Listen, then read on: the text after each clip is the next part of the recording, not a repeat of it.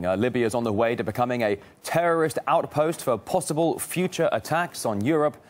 The prospect has been raised by Libya's former prime minister, who came to power following the overthrow of the Gaddafi regime. He recently fled the country, where rival militias run rampant and are in de facto control of the state.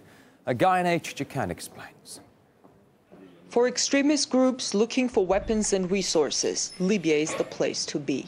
The Western-backed former Libyan Prime Minister Ali Zaidan has warned about the rise of al-Qaeda there. He fled the country after the Islamist-led parliament dismissed him earlier this month.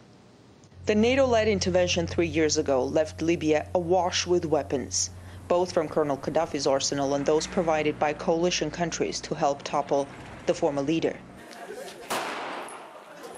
The uncontrolled flow of arms has since helped fuel terror throughout the region, from Syria all the way to West Africa.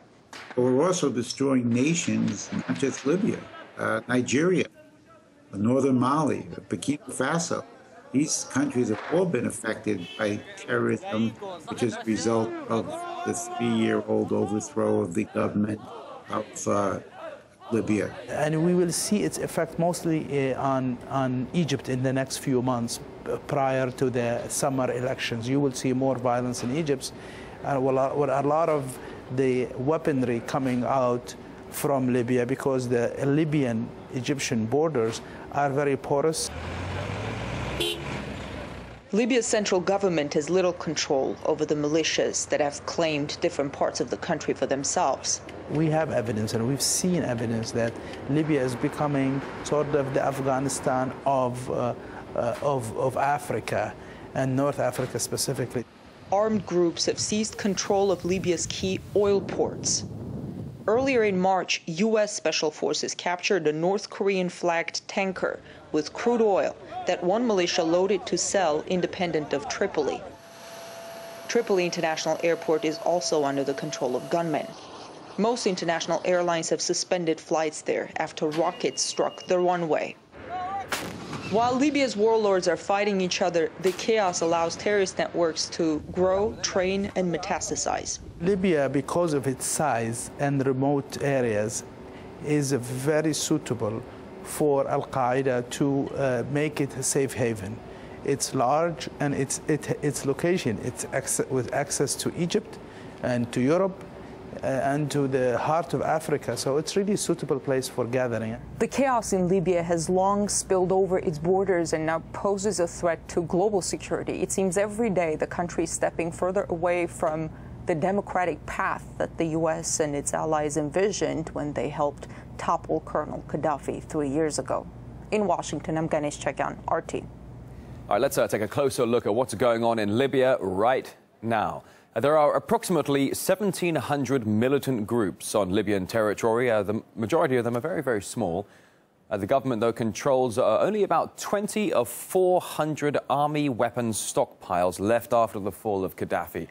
Thousands of anti-aircraft missiles capable of bringing down planes, well, those are among the arms seized by insurgents. Weaponry missing from those stockpiles now circulating all around the Middle East and have turned up in countries ranging all the way from Mali to Syria. Now, Middle East expert Sukant Chandan believes the situation has been created by the very people who encouraged the overthrow of Gaddafi in the first place. What the West has achieved in Libya is knocking out what is known by some as the shield of Libya, which was the government of Muammar Gaddafi, the Jamahiriya, which was the main vanguard, investor and political leader of the African Union, and which developed South-South relations, particularly with the left nationalist countries of Latin America.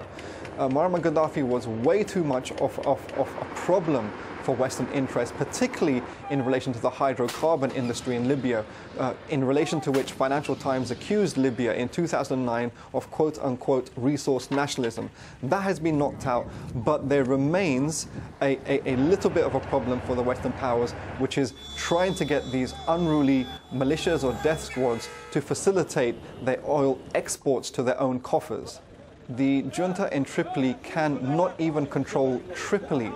It is actually ostensibly held hostage in Tripoli by at least 4 major death squads, including those who kidnapped Mr. Zidane, and also held him hostage briefly by means of a grenade and handgun in one of his own offices. And also Zidane, he's fled, but it's Zidane and his allies and NATO allies who put into power in Tripoli various death squads whose ideology is very similar to what can be called broadly Al-Qaeda. So really Mr. Zidane is, and the rest of the people who have come to power literally on the wings of NATO, seem just ridiculous that on the one hand they've allied with these death squads and then they flee because these death squads threaten their lives.